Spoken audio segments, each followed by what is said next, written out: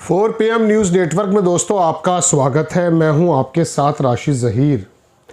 ये जो आप तस्वीर देख रहे हैं मेरे बराबर में, ये हमारे रेल के मंत्री हैं। अभी इनका वीडियो ऐसा वायरल हुआ था 4-5 रोज़ पहले कि कह रहे थे कि साहब बुलेट ट्रेन की रफ्तार, जिस रफ्तार से हम काम कर रहे हैं, उसको देखकर तो जापान भी हतप्रभ है, कितनी तेज़ी से काम चल रहा है।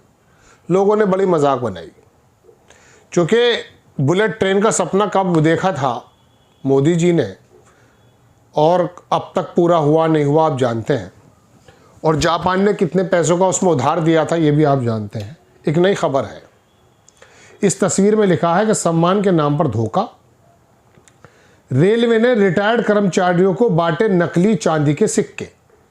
रेलवे के कर्मचारी, बहुत बड़ा नेटवर्क है रेलवे का, भारत का, दुनिया का, और उनको जब रिटायरमेंट में सिक्के दिए तो वो नकली निकल गए। इनके जुमले मोदी जी से लेकर रेल मंत्री तक के इस बात की पूरी बानगी दिखाते हैं।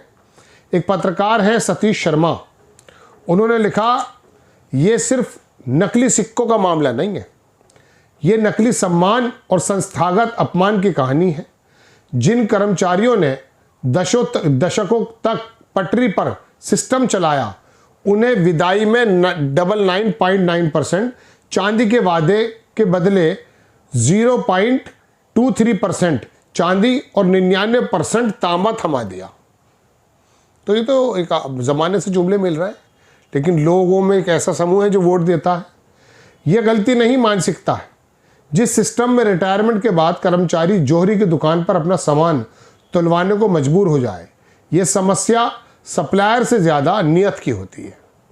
ब्लैक लिस्टिंग से अपना अपमान वापस नहीं होता, सम्मान सिक्के से नहीं ईमानदारी से होता है। और जब भी सम्मान नकली होने लगे तो समझिए संस्था नहीं, सिर्फ भ्रष्टाचार प्रबंधन बचा है। ये एक साहब ने लिखा दोस्तों, ये मैंने आपको दिखाया। कहने का मतलब ये है कि आप ये समझिए कि धोखे और जुमले आपको हर जगह मिलेंगे, और इसको बहुत सारे लोगों ने ट्वीट किया।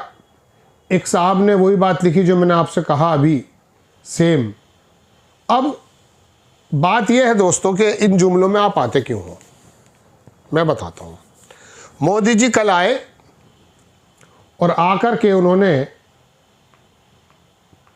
पूरा ऐसा धार्मिक व्यक्ति का चोला बदल रखा था साहब, और मुझे लगा कि यार वाकई तो बड़ा काम चल रहा है, बड़ा ज़बरदस्त काम चल रहा है।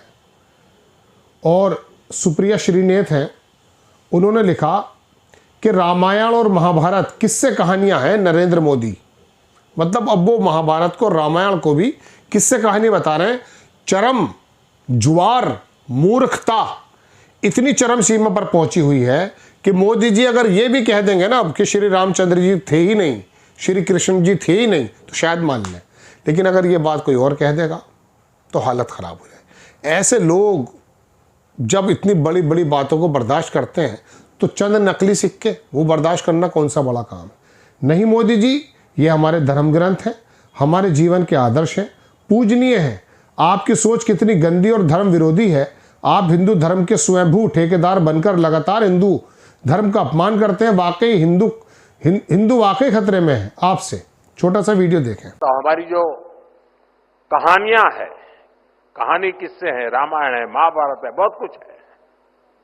क्या हम उसमें गेमिंग की दुनिया में ले जा सकते हैं इन चीजों को? पूरी दुनिया में गेमिंग एक बहुत बड़ा मार्केट है, बहुत बड़ी इकोनॉमी है। हम अपनी माइथोलॉजी की कथाओं को लेकर के भी गेमिंग की दुनिया में नए नए खेल ले जा सकते हैं। हमारे हनुमान जी पूरी दुनिया की गेमिंग को चला सकते हैं। ये वीडियो आपने देख लिया। अब बात यह है दोस्तों कि जब देश का चलाने वाला भी बताने लगे कि ऐसा कोई मामला है ही नहीं, किससे कहानियां हैं, तो फिर किस बात पे लड़ाई चल रही है साहब, किस बात पे हंगामा चल रहा है, ये तो बता दीजिए।